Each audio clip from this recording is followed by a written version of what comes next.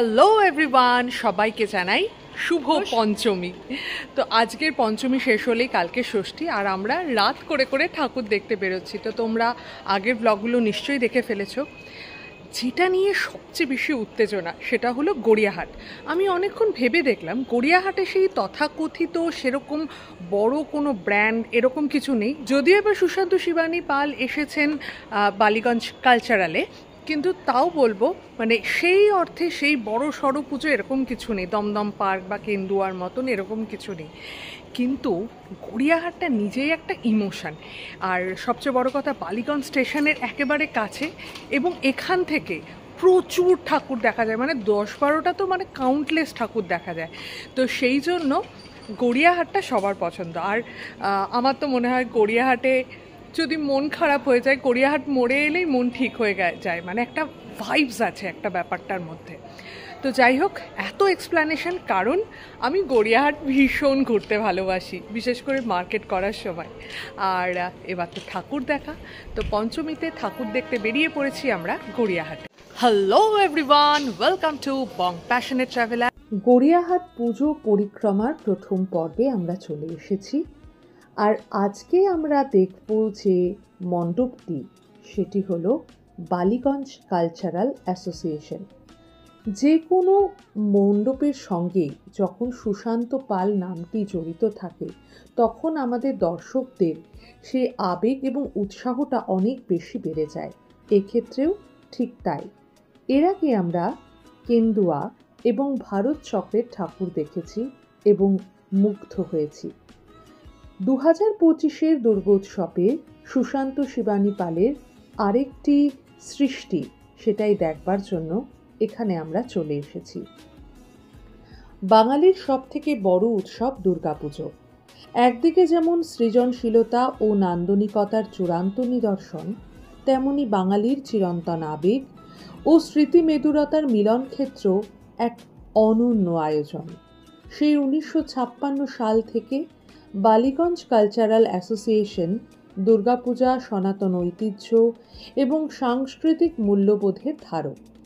এদের পূজা পদ্ধতি, নিষ্ঠা, রীতিনীতি, পারস্পর্য ও আভিজাত্য তাদের স্বাতন্ত্র্য বিশেষভাবে প্রতিষ্ঠা করেছে বারে বারে। বালিগঞ্জ কালচারাল অ্যাসোসিয়েশন এর নিয়ারেস্ট মেট্রো স্টেশন হলো কালীঘাট। কালীঘাট থেকে দূরত্ব 1.5 কিলোমিটার মতন বাসে বা অটোতে করে আসা যায়। নিয়ারেস্ট রেলওয়ে স্টেশন হলো বালিগঞ্জ। বালিগঞ্জ থেকে এই মণ্ডপের দূরত্ব 2 কিলোমিটার। অটো এবং বাসে করে এখানে আসা যায়। হাঁটা পথে মোটামুটি 20 মিনিট সময় লাগে। বালিগঞ্জ কালচারাল অ্যাসোসিয়েশনের গৌরবময় 75তম বর্ষপূর্তি বা প্ল্যাটিনাম জুবিলি উপলক্ষে এবারের দুর্গাপুজোর থিমটি হল প্রথা। থিমের মূল ভাব ঐতিহ্য ও আধুনিকতার মেলবন্ধন। প্রথা বলতে সাধারণত বোঝায় বংশ পরম্পরায় চলে আসা একটি সুন্দর রীতি বা আচার। এই থিমের মাধ্যমে কমিটি ঐতিহ্যকে সসম্মানে তুলে ধরার পাশাপাশি সমসাময়িক শিল্পভাবনা ও নতুনত্বের সমন্বয় ঘটাতে চেয়েছে।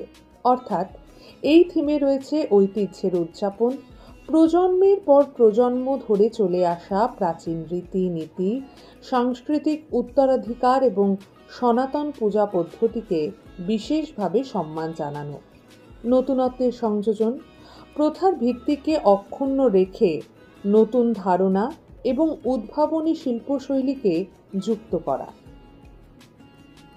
এই মণ্ডপে দর্শকরা একদিকে যেমন বাংলা সংস্কৃতির চিরায়ত প্রথা ও দুর্গাপূজার বনেদি রূপ দেখতে পাবেন, তেমনি সমকালীন শিল্পের দৃষ্টিকোণ থেকে সেই প্রথাকে নতুন আঙ্গিকে পুনর্কল্পনা করবার এক নান্দনিক চেষ্টা চোখে পড়বে। এটি গতানুগতিকতা এবং আধুনিক শিল্পের এক নান্দনিক মিলনক্ষেত্র হিসেবে তৈরি হয়েছে, যা প্রমাণ করছে যে ঐতিহ্য সময় পেরিয়েও কিভাবে প্রাসঙ্গিক ও আকর্ষণীয় থাকতে পারে।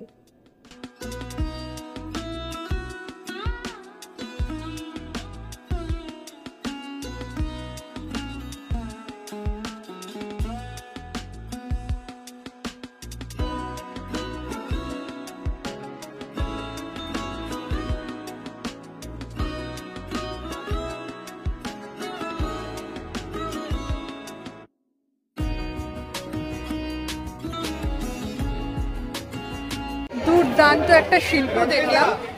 মানে 3টে জায়গা, সুশান্ত শিবানী পালের 3টে জায়গায় আমরা ওনার এই কর্মকাণ্ড দেখলাম। 3 রকমের, মানে কারোর সঙ্গে কোনো মিল নেই। আর বিশেষ করে ভারত চক্র থেকে এইটা তো একেবারে আলাদা আর কি। ভারত চক্র আর ওইদিকে হলো ছিল কেন্দুয়া, দুটো থেকে তো এটা একেবারে আলাদা, মানে অসম্ভব সুন্দর। আর মূর্তিটা মানে দুর্দান্ত দুর্দান্ত। দেখা হচ্ছে আবার কালকে নতুন একটা পুজোর ব্লগ নিয়ে। সবাই ভালো থেকো, সুস্থ থাকো আর আনন্দে থেকো। ওকে।